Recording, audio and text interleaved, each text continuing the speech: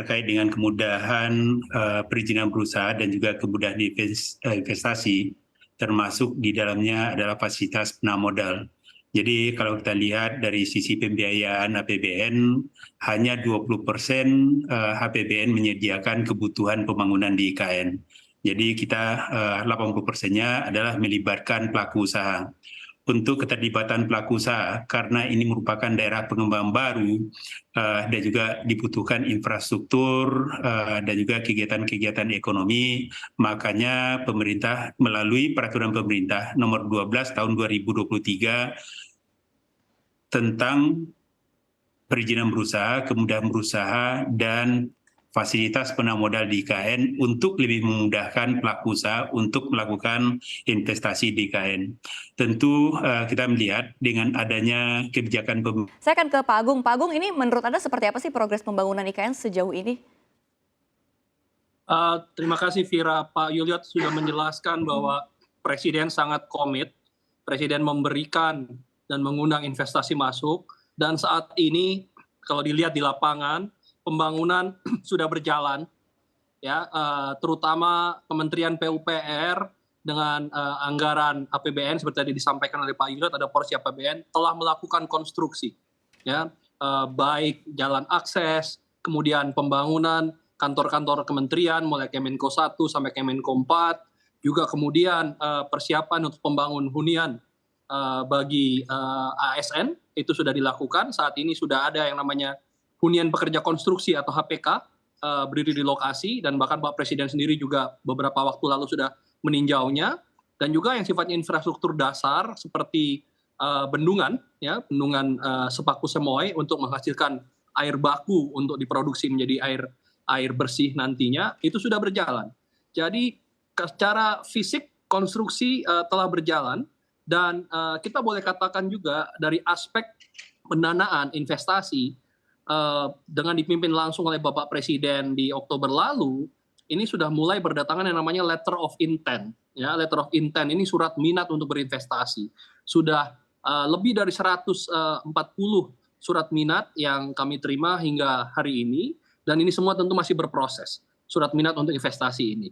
Jadi seperti disampaikan, it's a long term project, ini jangka panjang, dan semua ini kita sedang bangun pondasinya, termasuk dengan peraturan pemerintah nomor 12 tahun 2023 yang tadi disampaikan oleh Pak Yuliot. Baik, ini kalau bisa disebutkan dari mana saja Pak yang sudah minat? Ini apakah ada hanya secercik kertas aja, atau ada seperti apa? Atau ada penandatanganan, atau seperti apa bentuknya Pak? Ya, tentunya kalau surat minat bentuknya di atas kertas dan ada tanda tangan. Ya. Dari 140 itu, kalau boleh saya sampaikan, 50%-nya adalah investor dari dalam negeri. Ya, 50% dari dalam negeri kira-kira, dan sisanya 50% dari luar negeri. Kalau ditanya yang terbanyak dari negara mana, mungkin kalau diingat beberapa waktu yang lalu, Perdana Menteri Malaysia Anwar Ibrahim datang menemui Presiden Jokowi, dan di situ juga hadir cukup banyak perusahaan Malaysia yang menyampaikan surat minat, letter of intent, kepada Kepala Otorita IKN, Bapak Dr. Bambang Susantono. Jadi saat ini yang terbanyak itu adalah investasi yang ditargetkan atau yang disampaikan datang dari Malaysia. Namun juga setelah itu yang menarik adalah persis di bawahnya itu yang kira-kira seimbang, itu dari Amerika dan dari China, dari Amerika dan dari Tiongkok, ya. Dan setelah itu berturut-turut ada negara-negara seperti Singapura, Inggris, ya, dari negara Eropa, Jepang dan Korea, ya. 2 minggu yang lalu dari otorita IKN dan juga dari Kementerian PUPR dan juga Pak Menteri Perhubungan datang ke Jepang misalkan melakukan market sounding, ya, dan ini juga mendapatkan respons yang cukup positif. Nantinya dari Jepang akan melakukan kunjungan balasan.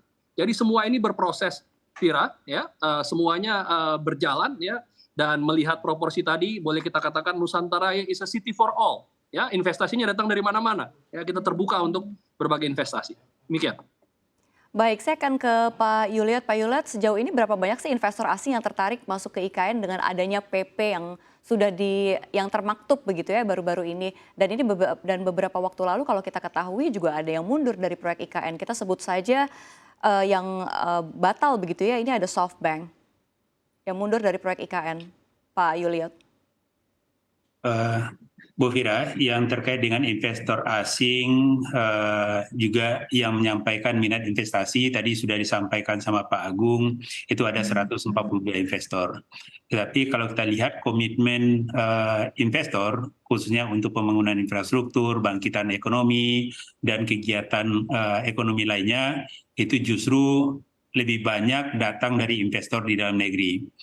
Kalau kita lihat dari sisi rincian minat investornya, saat ini ada 25 investor di bidang infrastruktur dan utilitas. Di sini termasuk pendidikan, kesehatan, dan juga utilitas seperti jalan tol, kemudian ada di khusus di pendidikan, ada di bidang perumahan, dan juga ada yang pusat pengembangan kegiatan-kegiatan komersial.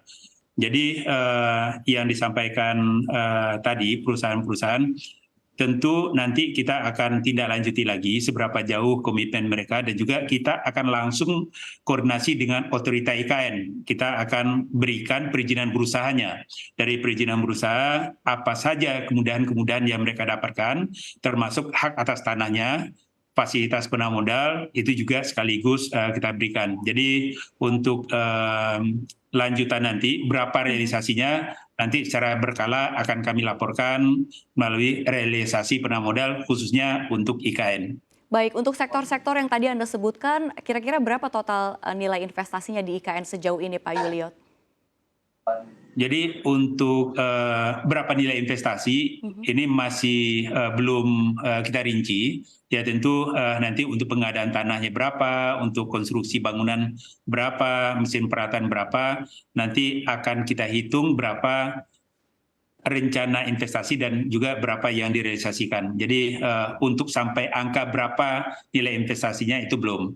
Ya sementara ini kan pada tahap awal untuk investor yang menjajaki kegiatan investasi kan mereka baru menyatakan minat. Pada saat mereka menyatakan minat dan juga ditanyakan apakah Anda lanjut untuk melakukan investasi dan juga belum ada satupun yang menyatakan mundur, Bu Fira.